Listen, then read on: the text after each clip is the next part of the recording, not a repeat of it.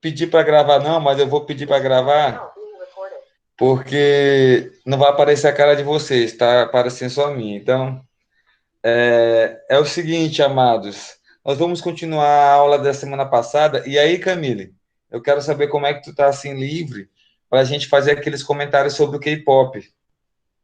Já agora no começo da aula. Inclusive, o Adriel está muito interessado, por isso que eu faço questão de a gente começar logo com os comentários K-popianos. Porque nós falamos na última aula sobre parceria, sobre grupos, sobre. Então, eu queria saber de você, Camila, o que você tem a falar conosco? Ou você está também só ligou para ter aula, mas não está muito ligado?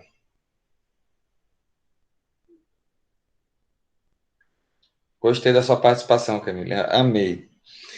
Bom, amadinhos, estamos falando sobre direitos, cidadania e movimentos sociais. No primeiro momento, nós falamos de uma maneira mais geral sobre parceria, sobre a ideia de grupo social, participação ou não, sobre identificação ou não, como você se identifica num grupo ou não.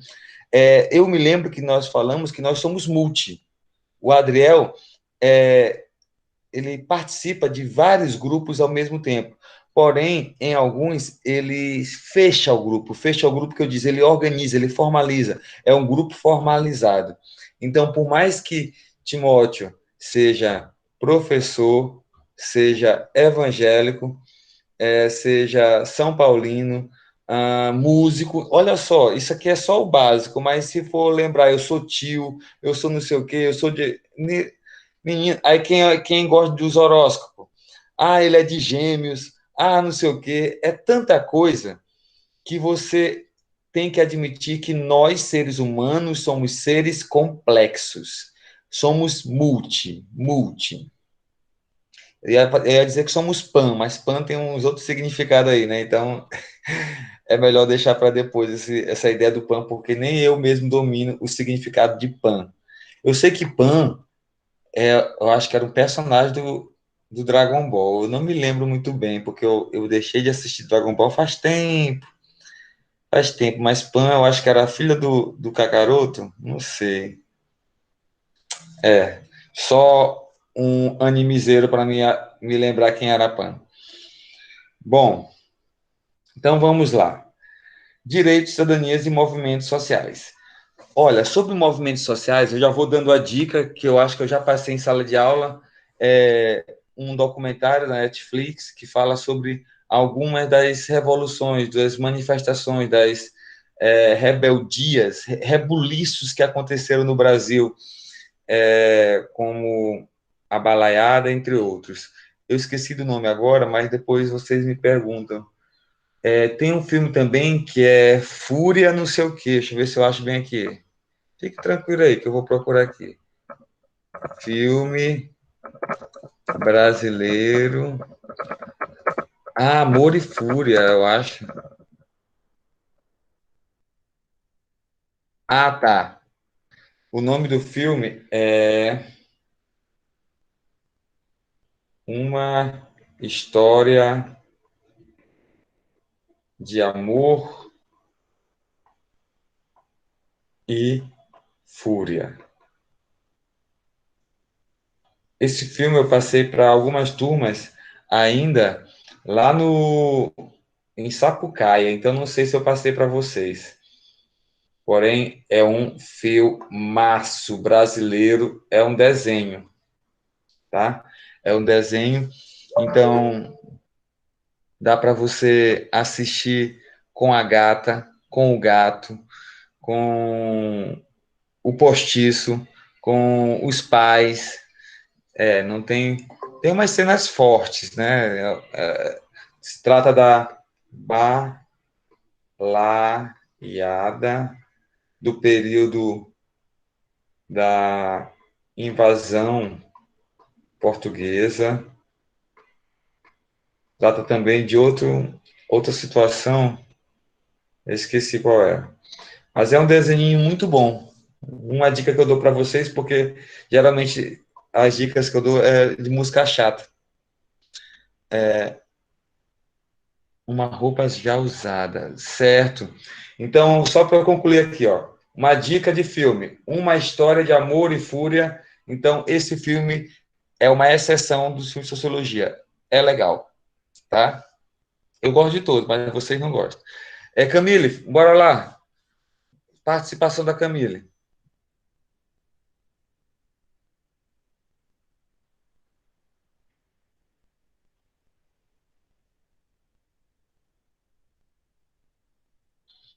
Pablo, porque eu não vi para facilitar, eu vi para complicar a vida. Chego assim, Timóteo, de onde vens? Vim de rodear a terra. Entende? Então, aqui estou eu. Vamos lá, Camille.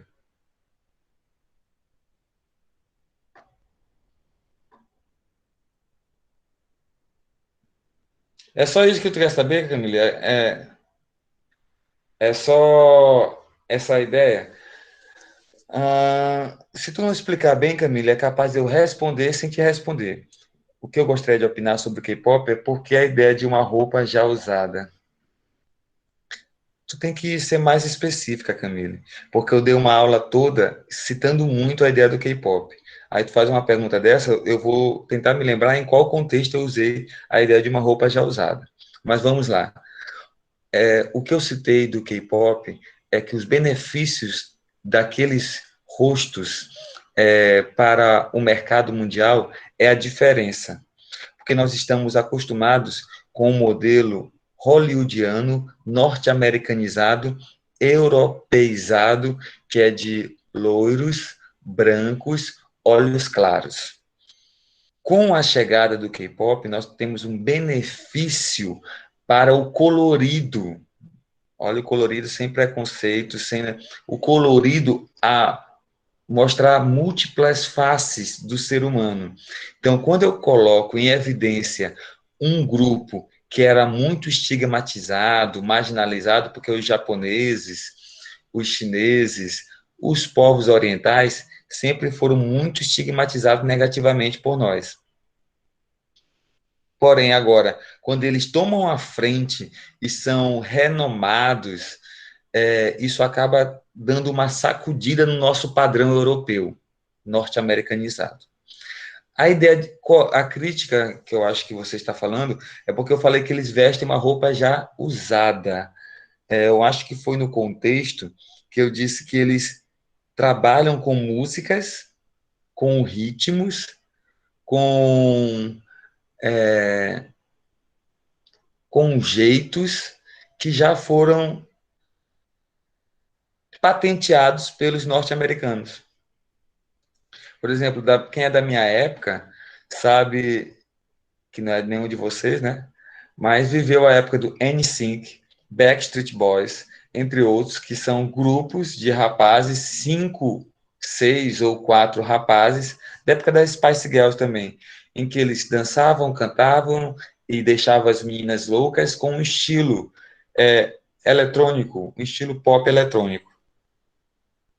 E o que os coreanos estão fazendo é investir, dar uma roupagem, tentar dar uma roupagem nova, mas não se deixam, na minha análise aqui, estão presos ainda a esse modelo norte-americanizado. Timóteo, mas se eles não tivessem preso ao modelo norte-americanizado, dificilmente eles teriam sucesso. Talvez eles teriam um sucesso mais demorado. É verdade. Talvez eles teriam um sucesso mais demorado. Talvez se eles quisessem mostrar a cultura coreana, a cultura oriental, de fato, eles iam ter algo diferenciado, mas iriam demorar para ganhar a proporção que eles estão ganhando hoje em dia. Então, é essa crítica que eu faço, Camille, que eles adentram o mundo dos divos e divas, mas com uma roupa já usada, que é justamente para serem aceitos. Agora, Camila, eu pensei que você ia falar. Não tenha vergonha desses rapazes, não. Os dois são cortadores. Adriel e Pablo gostam de cortar os outros, mas você também gosta de cortar. Então, deu certinho, ó. 3 tesouras. Então, Comentários, querida Camille?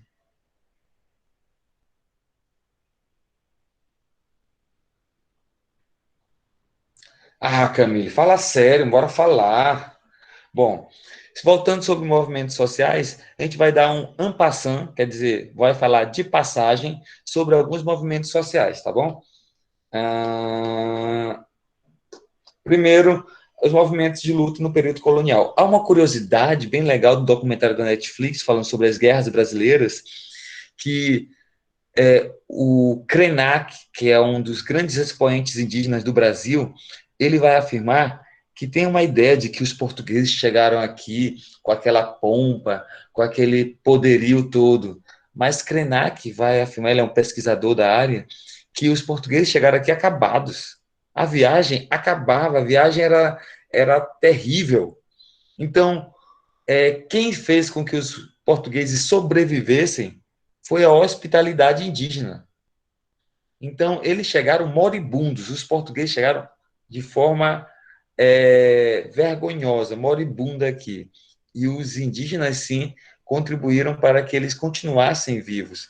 A gente tem a ideia de que os portugueses chegam todos bonitinhos, trazendo espelhos para trocar com os índios. É uma ideia preconceituosa nossa, é uma ideia que sintetiza, até porque que tipo de índios eles encontraram? Que tipo de civilização? Foram várias e várias civilizações. Eles não encontraram, quando chegaram aqui, índio é bicho zangado. Aí tem outras pessoas que falam, índio é bicho preguiçoso. Ah, muito preconceituoso, porque eles encontraram várias sociedades, várias civilizações diferentes no Brasil e que não necessariamente tinham esse estereótipo que nós temos hoje, entende? Então, só para essa introdução desse assunto, é que nós temos que ressignificar, repensar essas coisas que já são batidas para a gente. A sociologia tem que servir para alguma coisa nesse sentido. Falou, está sendo manifestado por alguém, vamos. Será que isso é verdade? Ou será que é uma mentira que, de tanto ser repetida, já virou uma verdade? Movimentos sociais significativos dos povos indígenas lutaram para não ser escravizados e para manter suas terras e seu modo de vida, dos escravos africanos, cuja principal forma de resistência eram as revoltas localizadas e a formação de quilombos, e os de independência em relação a Portugal, a Inconfidência Mineira e a Conjuração Baiana. Vamos falar um pouco sobre esses três aqui. Primeiro que isso já é... vou botar esse bichinho aqui. Ficou melhorzinho. Já é meio fato, discutido também entre nós, que é muito difícil escravizar indígenas.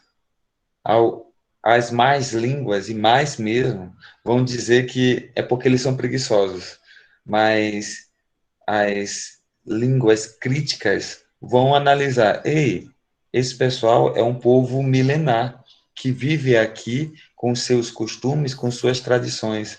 Então ninguém gostaria e aceitaria com facilidade ser escravizado.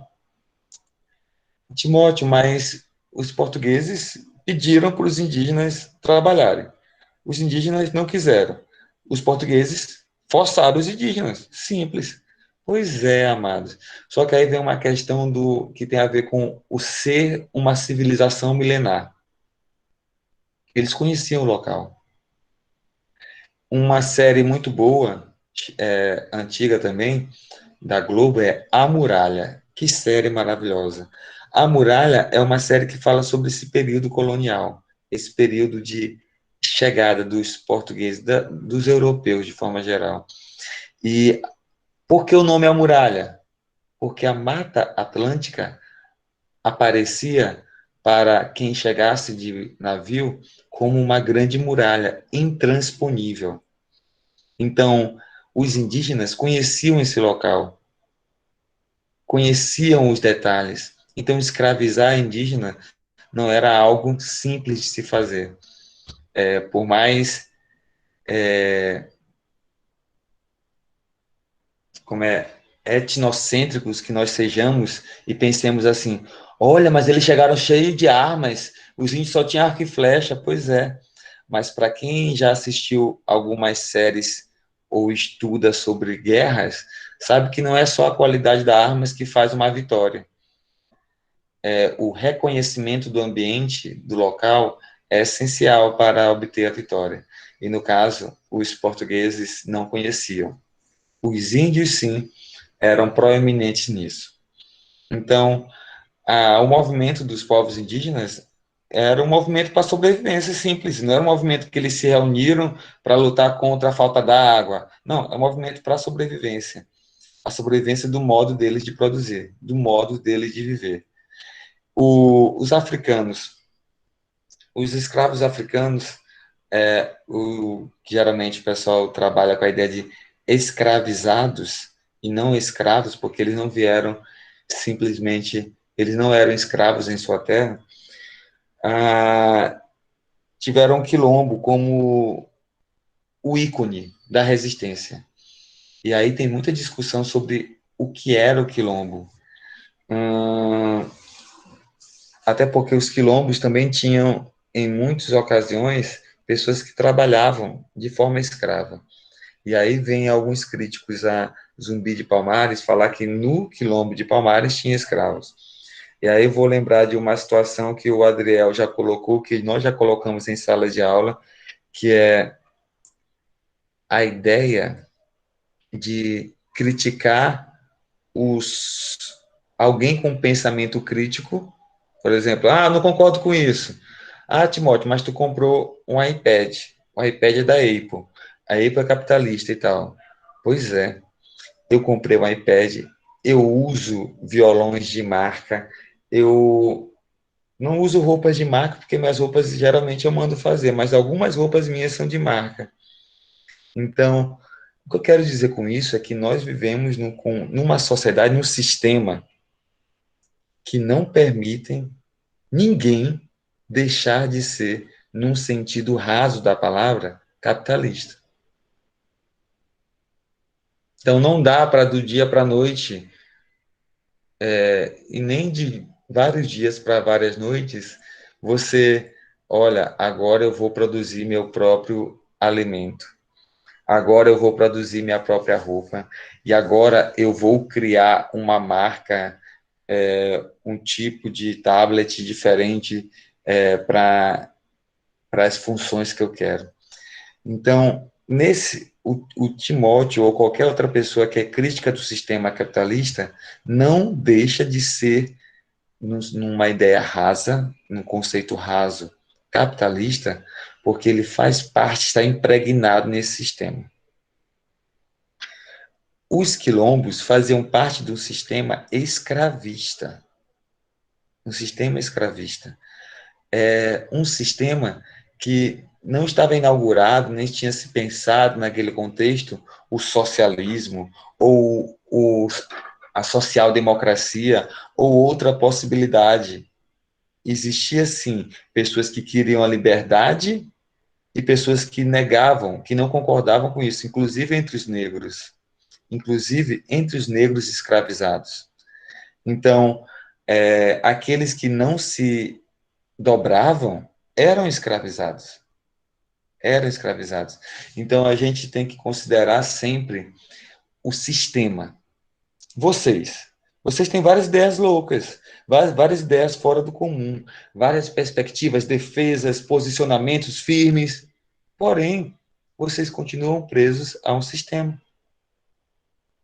Então, se você decidir de uma hora para outra só comer alimentos não transgênicos, você vai ter uma dificuldade grande passeando pelo supermercado, porque grande parte dos alimentos tem um Tzinho lá, de transgênico.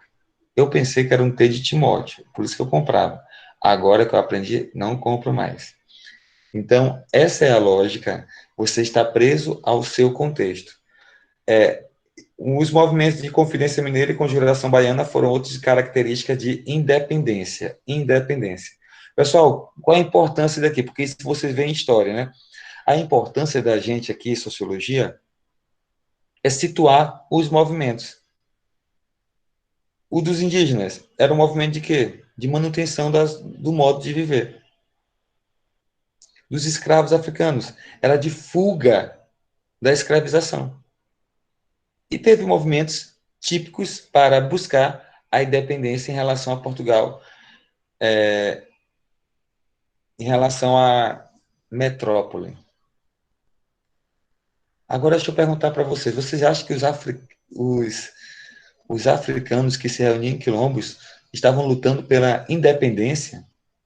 Não, eles estavam sentindo na pele problemas maiores.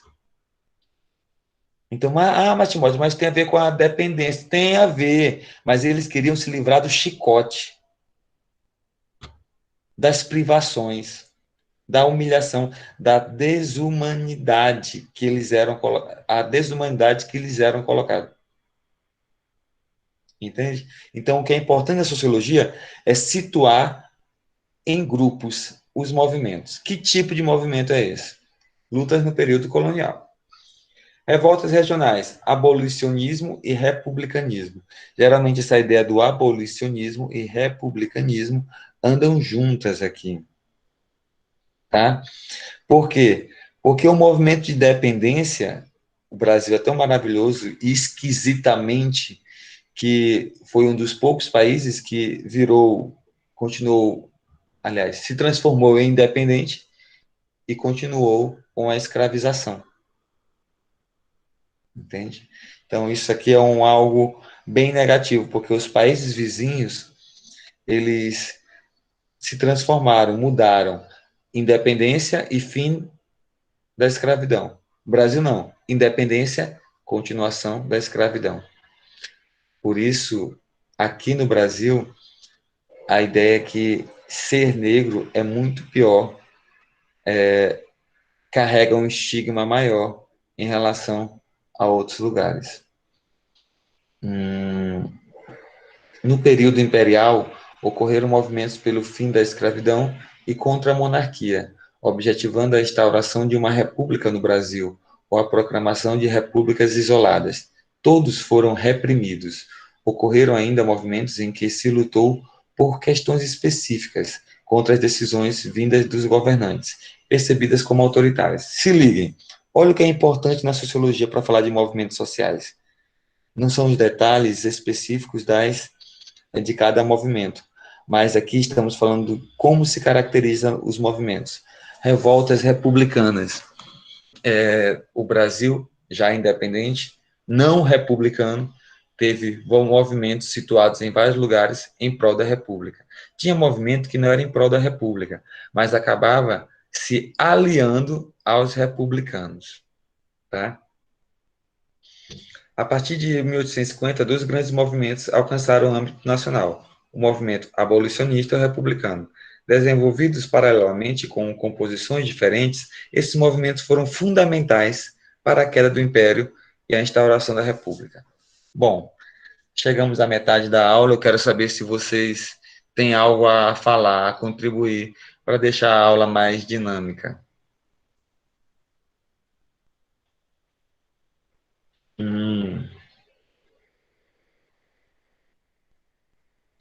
Pois então, continuaremos. O abolicionismo agregou políticos, intelectuais, poetas e romancistas, mas também muitos negros e pardos libertos. Olha só, abolicionistas, quem estava à frente? Políticos, intelectuais, poetas e romancistas. Aí parece que tem uma observação assim. Ah, também teve o quê? Negros e pardos libertos.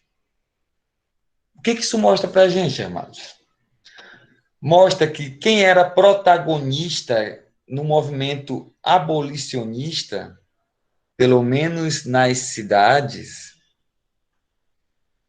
e que foram citados, são intelectuais brancos, poetas e romancistas brancos. Nós temos o perigo de achar que só esses ligavam, só esses tomavam a frente.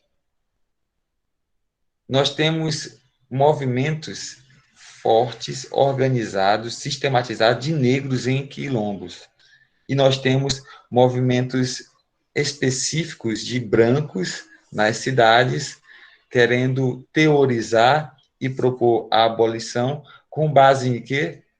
No que já existia na Europa, no que já existia na Inglaterra. Então, perceba que são movimentos que não estão necessariamente unidos. A gente pensa como um todo, né? Olha, se uniu negros, brancos e todos tal para lutar contra a abolição. Ou então alguns pensam assim: ah, não, foi só os negros que se reuniram em quilombos para lutar contra a oposição.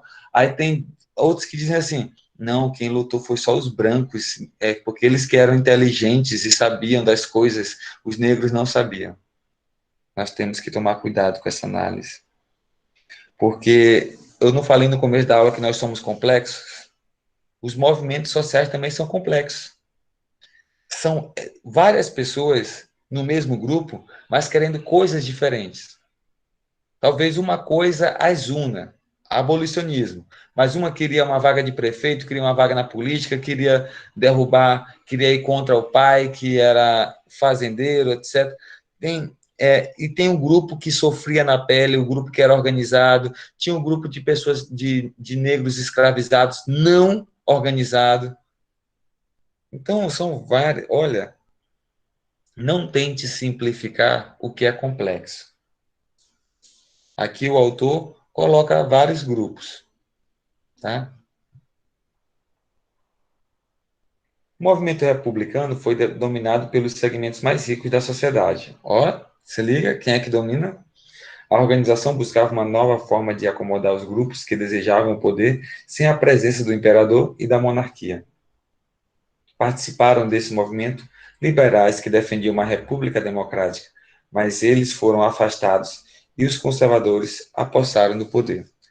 Aqui a briga entre liberais e conservadores não tem a ver com necessariamente o liberalismo político. Tem a ver com aqueles que queriam a manutenção e aqueles que queriam a transformação. Quem ganhou? Quem queria a manutenção do poder. Então, nós tivemos uma mudança republicana, mas quem ganhou foram os menos propensos à transformação. Entenderam? Se tinha alguém para ganhar, se tinha alguém para conseguir êxito, é quem quer uma mudança maior ou menor? Quem quer uma mudança menor. Agora vamos falar de coisas pesadas, loucas, loucas, loucas. Uma dica de filme. Dica, dica, dica. Camille, não. Canudos. Meu Deus, que filmaço. Que filmaço. Canudos é uma produção brasileira pai d'égua. Outra dica que eu dou para vocês é o livro Os Sertões.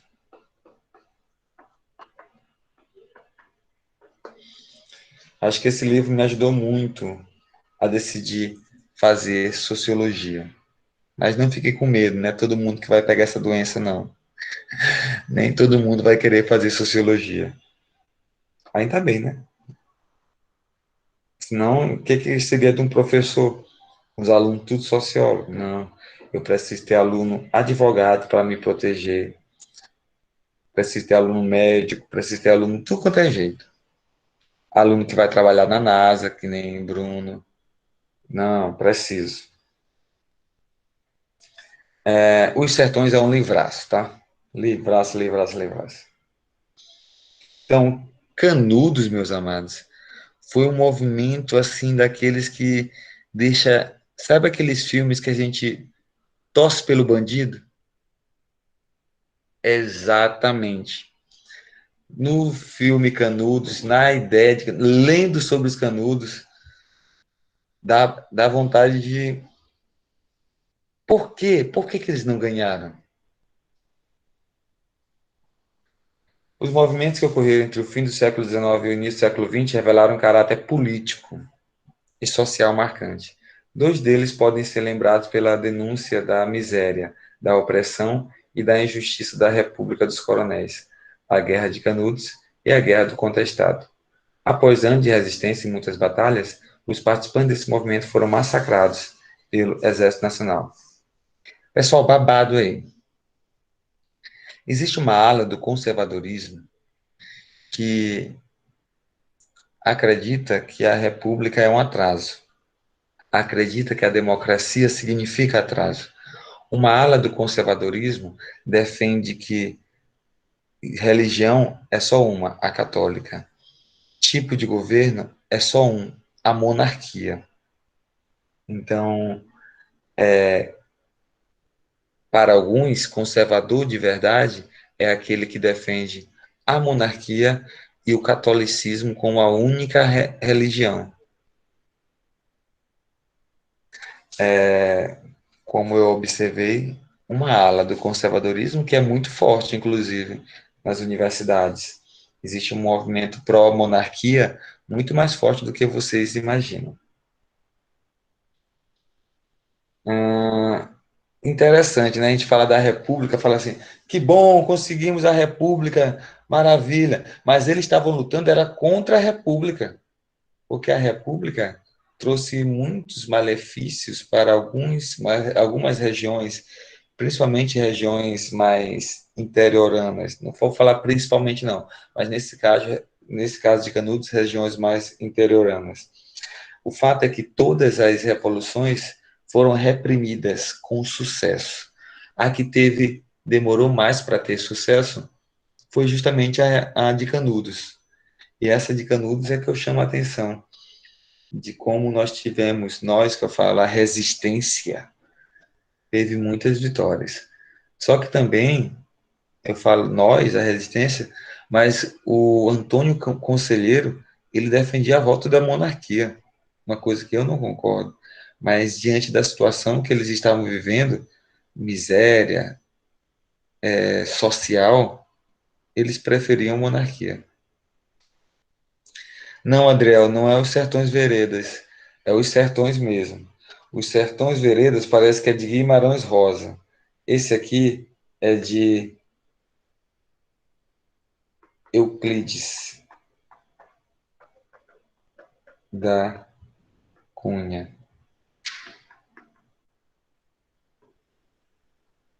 Sim, Pablo, nas universidades.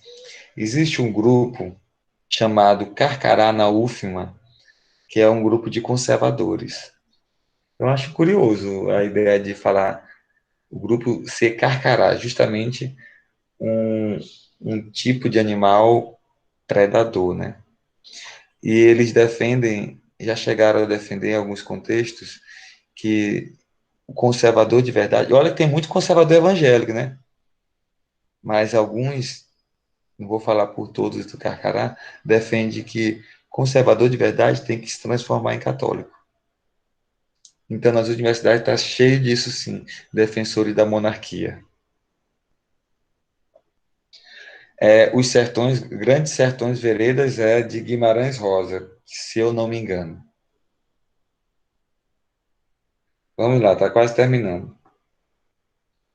Liderados por Antônio Conselheiro, sertanejos baianos estabeleceram em Canudos.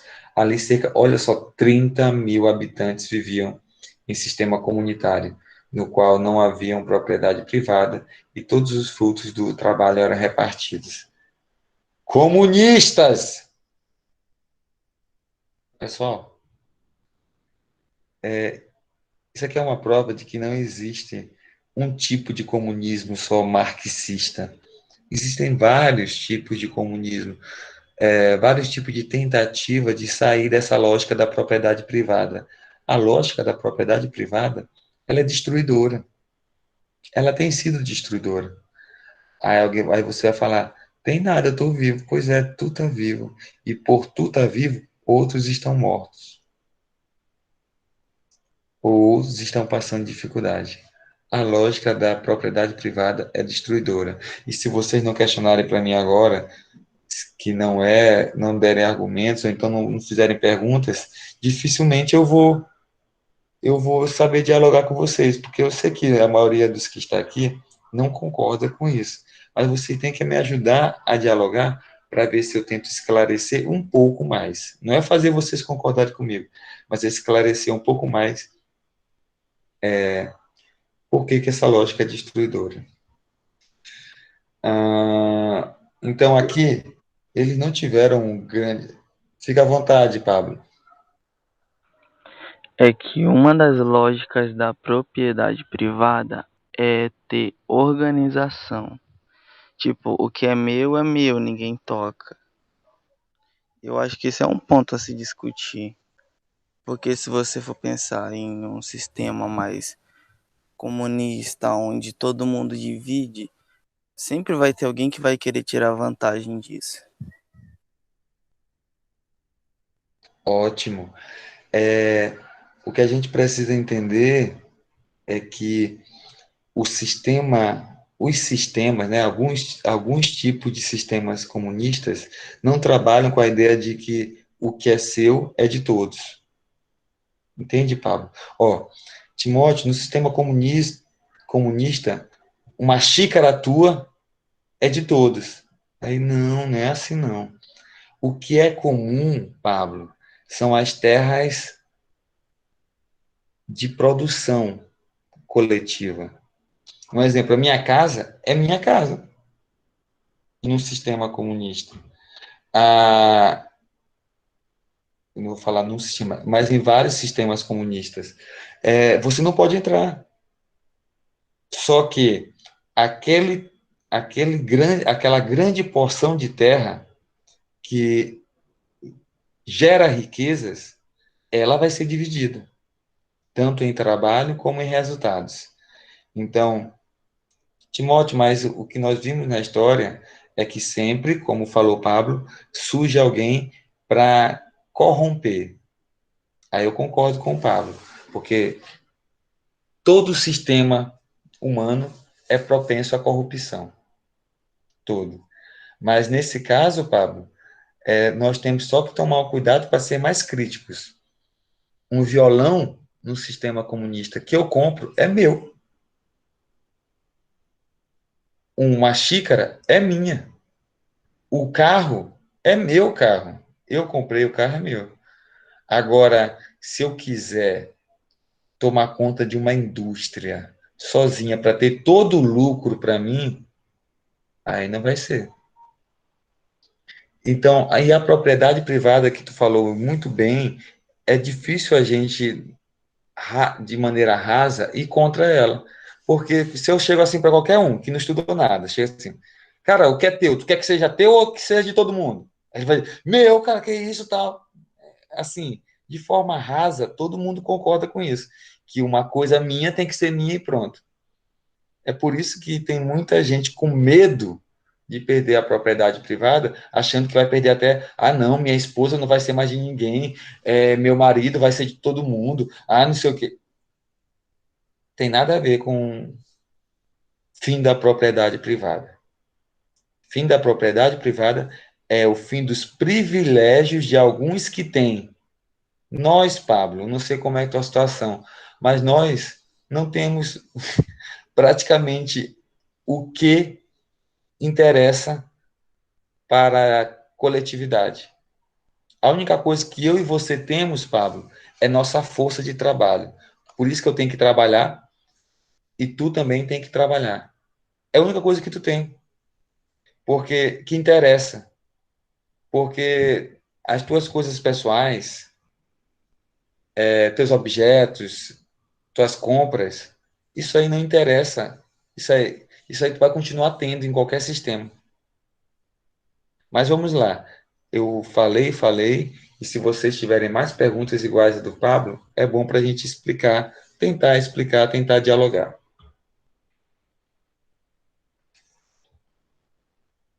Foi legal a mão de Pablo subindo ali. Uma mão branca. Ele é branquinho mesmo. Bom, se não tem, eu vou continuar porque a gente tem que terminar, porque eu já estou contando com a presença de vocês durante muito tempo, estou até surpreso. A Guerra de Contestados. Seus integrantes eram sertanejos revoltados com as condições de opressão imposta pelos coronéis locais. Poceiros expulsos de suas terras pela empresa britânica Brasil Rail Company. e ex-empregados que haviam sido demitidos sumariamente dessa companhia. Pessoal, alguém sabe a diferença entre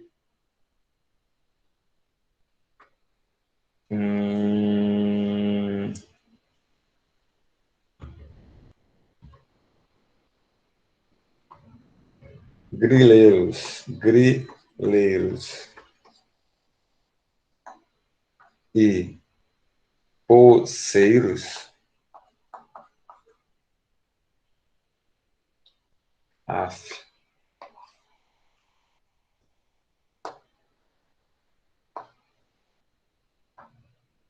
Hein? Também é uma dica para vocês. Vamos lá? Diferença entre grileiros e poceiros. Poceiros são aqueles indivíduos que chegam no lugar, ou então já tiveram gerações no passado que chegaram no lugar e tomaram posse. Aqueles que não têm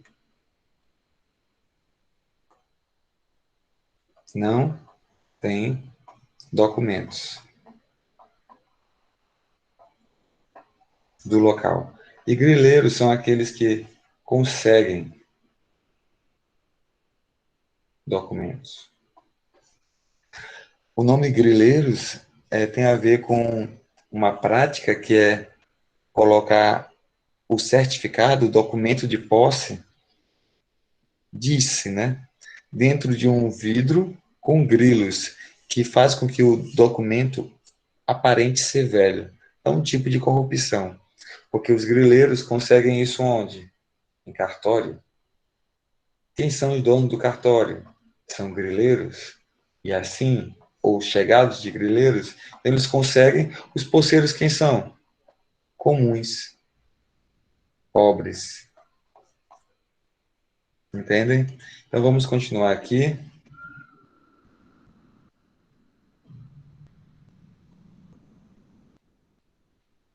Outros movimentos sociais de caráter urbano marcaram as primeiras décadas do século XX.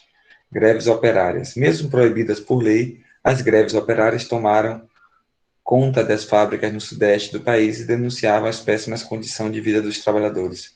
Rio de Janeiro, São Paulo, tá. Pessoal, greve é o melhor caminho para fazer bagunça no Brasil. No Brasil não, no sistema capitalista. Greve. Parou?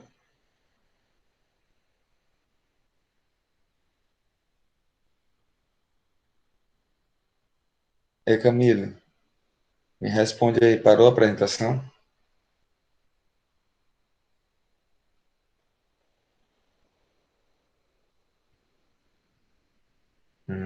Camille, larga de bagunçar.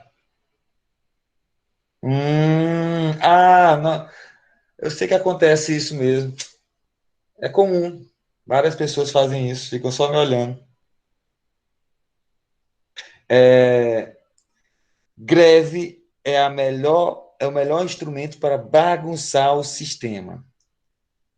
Agora, cá para nós. Imagina você, eu, Timóteo, indo para Rosário. Aí, de repente, fico preso lá na saída de São Luís, porque manifestantes colocaram pneus, queimaram e impediram a passagem, não tem para onde correr. É terrível. Eu vou ficar injuriado. Eu, Timóteo, fico injuriado, porque eu queria estar em Rosário, eu queria estar em São Luís ou em Rosário, não queria estar no trânsito. Mas esse incômodo é o necessário para chamar a atenção da sociedade. Tu quer incomodar como? Tu quer fazer diferença como?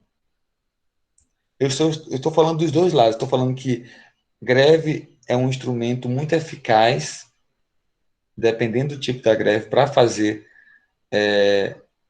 reivindicações, mas ao mesmo tempo greve é sofrimento. Uma coisa não anula a outra. É muito bom e é sofrimento. Entende? E assim, se percebeu durante a pandemia como nós somos dependentes da produção dos trabalhadores.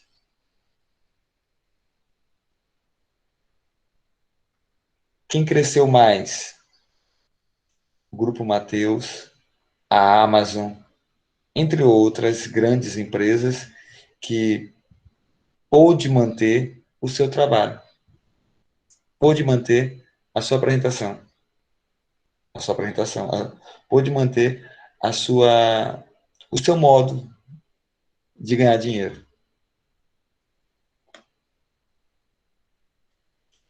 Isso aqui também é muito interessante para a gente. Tem um episódio do Greg News, eu sei que grande parte não gosta aqui, porque o Greg News é bem progressista, mas eu nem acho ele engraçado, viu? Não acho, porque ele não é engraçado.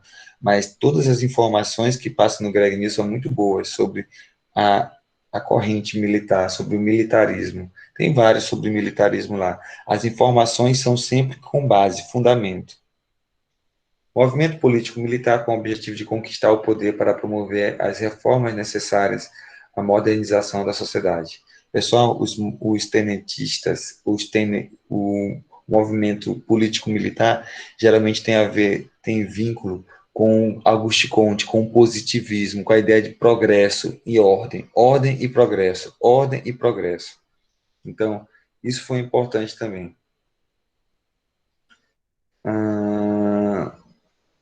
Bem aqui. Olha só lá embaixo. Não, no meio. O líder da revolta, general Isidoro Lopes, dirigiu-se com uma tropa para o sul do país e se uniu a outros militares revoltosos, liderados por Luiz Carlos Prestes, formando a Coluna Prestes. A Coluna Prestes percorreu mais de 20 mil quilômetros do território brasileiro com o objetivo de levantar a população contra o poder das oligarquias. Um movimento que foi organizado, duradouro e, de fato, revolucionário, foi o que nós chamamos de Coluna Prestes. E começou no berço do conservadorismo brasileiro, que é o movimento político-militar. Mas sempre tem seus dissidentes. Sempre existiu aqueles que não iam com a regra. Eu vou terminar com esse bem aqui, com mais dois aqui slides, para a gente não ficar tão extasiado. Talvez ainda vou dar aula para o segundo ano. O período de 1930 a 45 foi marcado por um forte controle do Estado sobre a sociedade. Mesmo assim, dois movimentos buscaram alcançar o poder. O movimento da ação integralista nacional, olha o símbolo aí. Quem já assistiu o filme A Onda sabe do que eu estou falando. Como os movimentos fascistas, neofascistas também, eles precisam de símbolos, precisam de líderes, precisam de bandeiras, precisam de todo um sistema de comunicação próprio. Então, de tendência fascista, foi liderado por Plínio Salgado. Tentou um golpe, fracassado em 38. E a Aliança Nacional Libertadora, movimento liderado por Luiz Carlos Prestes, tinha tendência socialista. A ANL foi proibida por Vargas e tentou dar um golpe militar, mas fracassou. Tanto a Aliança Nacional Libertadora como o Movimento de Ação Integralista Nacional tentaram dar um golpe e os dois fracassaram. Bom, amados, nós estamos diante de vários tipos de movimento. Tipos que buscam, que se agrupam para investir, para derrubar coisas específicas, questões específicas. Na sociologia, o que vale de estudar os movimentos sociais é saber o que, de modo genérico, levou algumas pessoas múltiplas, diferentes, complexas, a se unirem num só propósito. Então, esse é o ganho da sociologia para trabalhar com esses assuntos. Provavelmente o resto do capítulo vocês vão ter só que ler. Eu não sei se ainda vou gravar outro vídeo para ele. Mas as dúvidas vocês podem tirar agora ou daqui a pouco via Classroom. Perguntas?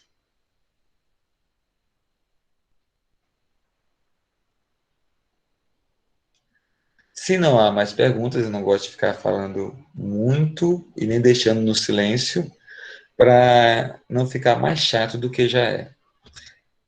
Abraço para Adriel, Camille, Pablo e Bruno. Felicidade. Deus dê muitos filhos para vocês. E um cheiro. Até mais.